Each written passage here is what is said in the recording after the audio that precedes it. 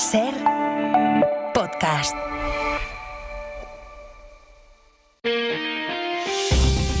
Las 8 de Hoy por Hoy en Ser Podcast.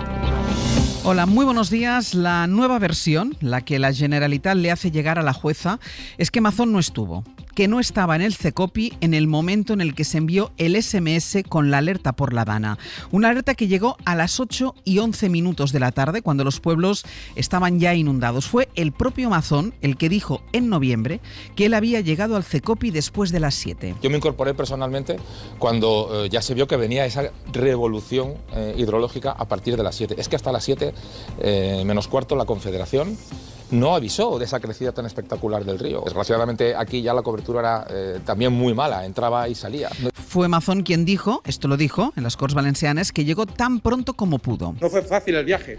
El mal tiempo, como es normal en estas situaciones, produjo gran densidad de tráfico y alargó el trayecto hasta que llegué a La Liana con el CECOPI trabajando a pleno rendimiento. Pero ahora, cuando sabe que la jueza quiere saber quién tomó la decisión de enviar tarde y mal una alerta que podría haber salvado vidas, ahora la Generalitat desmiente lo que hasta ahora había hecho correr, lo que nunca había negado, nunca había desmentido. Ahora dice que Mazón no estuvo cuando se envió la alerta. Nada de esto se entendería sin los últimos autos de la jueza de Catarroja, que quiere saber quién estaba en el CECOPI, que ha escrito literalmente que la competencia de protección civil es autonómica y la inactividad se produjo en ese ámbito, el autonómico, que ha escrito la misma jueza que la palmaria ausencia de avisos derivó en un abrumador número de muertos y que los daños materiales no se podían evitar, pero las muertes sí. Sastre, buenos días. Buenos días, Barceló. La Generalitat dice que revisando las cámaras de seguridad del CECOPI se ve que entre las 4 de la tarde y las 8:11 solo el presidente de la Diputación y un diputado de Medio Ambiente accedieron a ese CECOPI, pero no Mazón. Ayer preguntaron a la portavoz y vicepresidenta del Gobierno valenciano, a Susana Camarero. Le preguntaron varias veces a qué hora llegó, por tanto, Carlos Mazón al CECOPI, porque esto siguen sin decirlo, cuándo llegó, y ella evita contestar, evita decir la hora. Sin duda, después de lanzar el mensaje. Ya le he contestado, sin duda, después no le hemos contestado solamente aquí. Se ha contestado a la jueza que está instruyendo el caso, después de mandar el mensaje. Después de mandar el mensaje, le preguntaron otra vez a Susana Camarero por qué dijo Mazón que había llegado pasadas las 7 de la tarde entonces y por qué dice ahora la Generalitat que llegó después. Uno, el presidente no forma parte del CECOPI, el presidente ha demostrado que estaba alerta y estaba atendiendo a la emergencia y estaba atendiendo a sus obligaciones como es su obligación y como ha hecho y como ha demostrado. Por lo tanto, yo creo que está más que contestada esa pregunta. ¿Otra? En vista de que no responde, de que no dice ni a qué hora llegó Mazón, ni dónde estaba Mazón, le volvieron a preguntar a Susana Camarero. No ha contestado a la compañera por incidir. A todos los medios de comunicación que preguntamos a principios de noviembre, no sé, recuerdo si es el día 7 o el 8, nos dicen que el señor Mazón llega al CECOPI pasadas las 7 de la tarde y si no estaba en el CECOPI, ¿dónde estaba? Gracias. Yo creo que hoy lo que queda certificado, acreditado, es que las mentiras que se han producido en los últimos días son las mentiras de Pilar Bernabé y de, en este caso, el secretario de Estado, Hugo Morán, que dice que estaban esperando al presidente y que el presidente estaba en el CECOPI cuando se lanza el mensaje. Yo me quedo con esa mentira, que es una mentira más que certificada. Pero no contesta. Nos dijo... Bueno, en todo caso yo ya le he contestado y ya les he dicho y le vuelvo a repetir que no voy a hacer un debate con ustedes. Ustedes preguntan y yo contesto. Bueno, la Generalitat da largas, en realidad es lo que viene haciendo desde el principio. Tardó en decir dónde estuvo el día de la Dana y su equipo dio varias versiones sobre una comida de la que no enseñan la factura. Tardó casi 4 meses en dar su versión sobre las llamadas que hizo aquel día, cosa que ha hecho esta semana en Madrid y no en la comunidad en la que se lo están pidiendo, que es la comunidad que gobierna. Y ahora, cuando no tiene más remedio que contestar a la jueza, el Gobierno valenciano hace saber que su presidente no estaba en el CECOPI al frente de la emergencia cuando se mandó la alerta, pese a que él mismo había dicho que llegó después de las 7 de la tarde. Hoy por Hoy Noticias. Ser Podcast. Radio Valencia, Julián Jiménez. Mazón y su equipo han esquivado en los últimos meses 3 preguntas trascendentales para esclarecer lo ocurrido la tarde del 29 de octubre. La primera, ¿dónde estuvo y qué hizo antes de llegar al CECOPI? Escuchamos varias versiones hasta que oficialmente el equipo de Mazón aclaró que comió en el Ventorro. También sabemos que estuvo en el Palau, que hizo llamadas, pero nada más. ¿Dónde estaba físicamente desde que salió de esa comida hasta que llegó al CECOPI casi a las 8? ¿En el Palau de la Generalitat? Ahí es donde realizó todas esas llamadas. Algunas sí, algunas antes, algunas durante, algunas después. Son unas cuantas llamadas. La de las llamadas es la segunda pregunta. Mazón ha esperado casi 4 meses para detallar la relación de las mismas entre las 5 y las 8 de la tarde.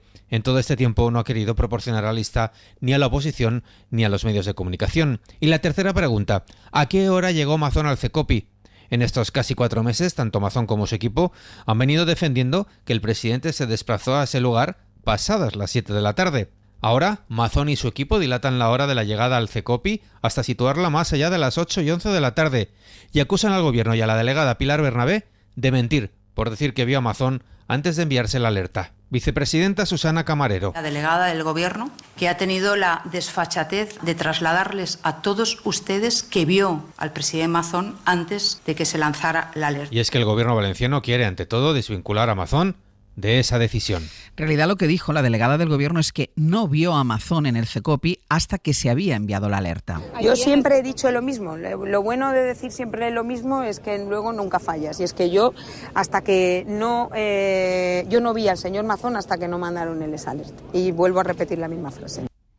Con Pilar Bernabé hablaremos luego para preguntarle a qué hora exactamente vio llegar a Mazón y cuál fue la comunicación que tuvo aquella tarde con la Generalitat. De momento, la secretaria general de los socialistas valencianos, la ministra Diana Morant, dice que ya no se cree ni siquiera esta última versión de la Generalitat. Anoche estuvo Morant en Hora 25. O nos ha mentido durante 4 meses cuando ha estado diciendo que estuvo en el CECOPI, o nos está mintiendo ahora la Generalitat, que dice a una jueza que no estaba. Estuvo también en la SER Joan Baldoví, de Compromís. Está intentando salvar su propio cuello.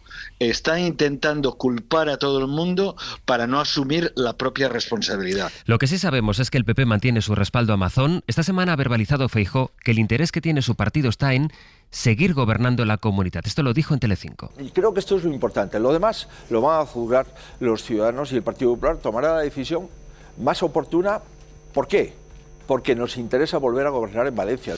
Y ayer mismo, después de que Mazón hubiera dado su versión sobre las llamadas de teléfono que hizo y que acreditan que no se activó hasta pasadas las 5:30 de aquella tarde, el portavoz Miguel Tellado respaldaba al presidente valenciano. Creo que lo que se ha podido demostrar en el relato que hacía ayer Carlos Mazón es que el Gobierno de España ha actuado mal y de mala fe.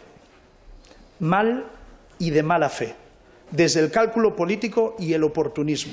Podremos comprobar esta mañana si la dirección del Partido Popular mantiene ese nivel de respaldo a Mazón, porque hoy hay pleno en el Congreso, con sesión de control incluida, aunque hoy en la agenda hay otro debate que se va a llevar los titulares, la reunión del Gobierno y las comunidades en el Consejo de Política Fiscal y Financiera, con la polémica sobre la quita de la deuda. Saben que el Gobierno la acordó con Esquerra, pero la ha hecho extensiva a todas las comunidades. Hablamos de una quita de más de 83.000 millones. Dice el Gobierno que si las autonomías del PP lo rechazan, tendrán que dar explicaciones a sus electores. El PP responde que esto no es tanto una quita de la deuda, sino convertir la deuda de cada comunidad en una deuda de todos los españoles. Y creen que es la manera de comprar, ese es el verbo que utilizan, comprar la continuidad de Pedro Sánchez en la Moncloa. De todas maneras, al Gobierno le ha vuelto a pasar con la quita de la deuda, lo que ha pasado ya tantas otras veces, que no sabe si va a tener apoyo de los socios para sacarlo adelante. Una condonación de la deuda que exige la mayoría en el Congreso, y Junts ya le ha dicho que no está claro que pueda contar con ellos. Y la verdad es que el Gobierno volvió a comprobar ayer mismo su debilidad parlamentaria, porque sus propios socios le tumbaron la ley del suelo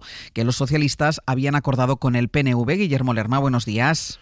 ¿Qué tal? Buenos días, Ángels. Con el precedente de lo que pasó ayer con esa ley del suelo, el PSOE aprieta ahora al PP para que sus comunidades se sumen a una quita que en realidad no sabe si va a poder aprobar en el Congreso.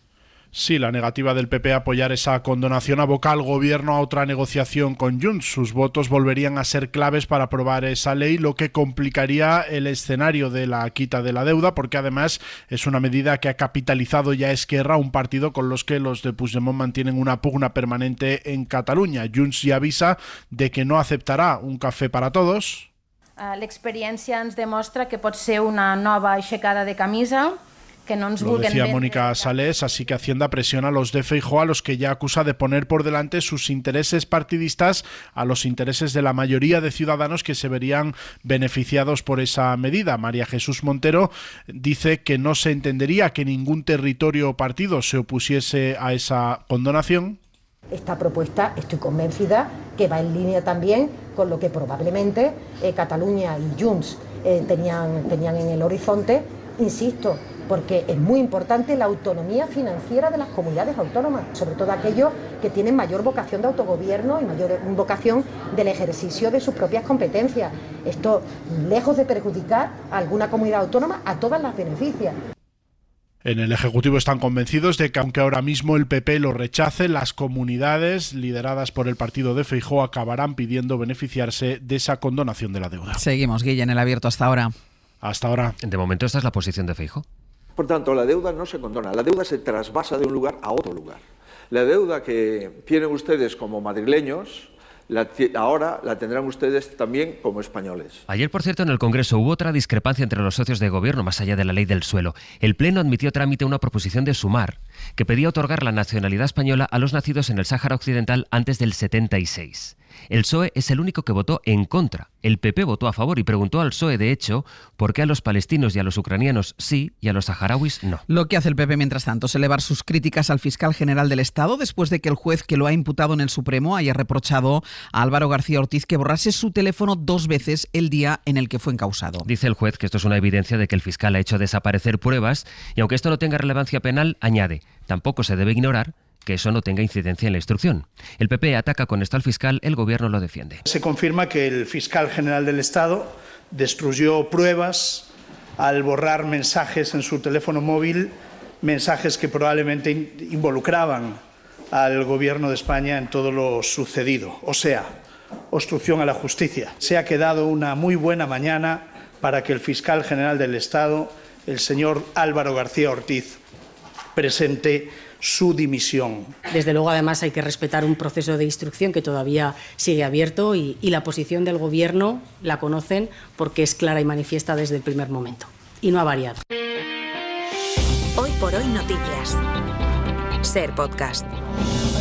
Coming on Friday. Certainly it's okay with me if he'd like to, and he would like to sign it together with me, and I understand that's a big deal. Donald Trump ya tiene lo que quería, o al menos una parte de lo que quería. Ha anunciado un acuerdo con Zelensky para que Estados Unidos explote las tierras raras de Ucrania. Dijo Macron, después de verse con Trump el lunes, que la paz en Ucrania pasaba porque Ucrania cediera al menos la explotación de esas tierras que sirven para el desarrollo tecnológico, el desarrollo militar. Está por ver si ahora viene la segunda fase que Trump contempla, es decir, la cesión de territorio de Ucrania al país que lo invadió, que es Rusia. Trump y Zelensky tienen previsto verse pasado mañana. De momento, este acuerdo para explotar las materias primas tiene todo el simbolismo. Pablo Morán, buenos días. Buenos días. Según los términos del acuerdo, adelantados por medios como el Financial Times, Ucrania acepta la creación de un fondo conjunto con Estados Unidos en el que aportaría la mitad de los ingresos obtenidos por la explotación de los recursos minerales del país, incluidas esas tierras raras que le interesan a Trump, y también el gas y el petróleo. El texto se refiere a los ingresos de explotaciones futuras, excluye por tanto las que ya aportan ingresos al Estado ucraniano. Es un acuerdo marco, según las fuentes gubernamentales citadas por estos medios, un acuerdo que deja abiertos detalles importantes como la gestión del fondo, la participación de cada Estado, pero sí apunta que serviría para invertir en proyectos en Ucrania y establece el respaldo de Estados Unidos al desarrollo económico de la posguerra, pero sobre todo, y según las fuentes, mejora las condiciones leoninas que planteó inicialmente Donald Trump. Hay un detalle importante que sí se omite en el texto y que son las garantías de seguridad que Ucrania recibiría a cambio por parte de Estados Unidos. Es lo que Zelensky espera aclarar con Donald Trump, que ya anunció el lunes la visita a la Casa Blanca del presidente ucraniano en los próximos días. Y en las próximas horas está previsto que el primer ministro británico, laborista Starmer, llegue a Washington para reunirse con Trump. Ayer anunció que aumentaba el Reino Unido su gasto en defensa. Y además, en Oriente Próximo, Hamás ha anunciado un acuerdo para que Israel libere a los 600 presos palestinos pendientes. Su liberación estaba prevista hace unos días, el sábado, pero Netanyahu la paró, argumentando que no se iba a retomar hasta que se garantizara la seguridad de los rehenes israelíes. Las acciones de Tesla han caído más de un 8% esta madrugada, ha caído un 25% desde que Trump llegó a la Casa Blanca. La compañía de coches eléctricos que fundó Elon Musk ha visto desplomarse sus ventas, especialmente en Europa. Es la marca que más baja de todo el continente, apenas vendió en ese mes, en enero, 7.500 coches. Para entenderlo, la empresa china SAIC, que también produce vehículos eléctricos, ha crecido un 76% y ha vendido 17.000 vehículos en el mismo periodo. Donde más castigo ha recibido Tesla de los compradores es, por cierto, aquí en España. Edu Hernández, buenos días. ¿Qué tal? Buenos días. Tesla y sus motores se han gripado en Europa porque solo hay que ver las cifras de ACEA, la patronal del motor comunitaria. La marca de Elon Musk es la que más ha caído en enero, un 50,3% interanual. Ha pasado de vender unas 15.000 unidades a apenas 7.500 en un mes en el que se han comercializado casi 1 millón de coches entre la Unión Europea, Reino Unido y otros países, y en el que los modelos eléctricos puros se han disparado un 37%. Por países, la mayor caída se produce aquí en España, donde las ventas se han hundido un 75% con apenas 269 unidades. En el caso de Francia, la caída es del 63,4% y en Suecia del 46%. Acaba de informar el Vaticano de que el Papa ha pasado en Roma una noche tranquila y está descansando. En la agenda del día aquí en España, el juez del caso Begoña Gómez tiene varios interrogatorios, entre ellos declara como investigada la asesora de Moncloa que asiste a la mujer del presidente del gobierno y además, en el caso de las mascarillas, hoy declara Alberto Luceño. Y en el Congreso se aprobará la reforma definitiva del Pacto de Estado contra la Violencia de Género que secundan todos los partidos, salvo Vox. Y en 10 minutos el abierto. Con Josep Ramoneda, Elena Pisonero e Ignasi Guardans. Para no perderte ningún episodio, síguenos en la aplicación o la web de la SER, Podium Podcast o tu plataforma de audio favorita.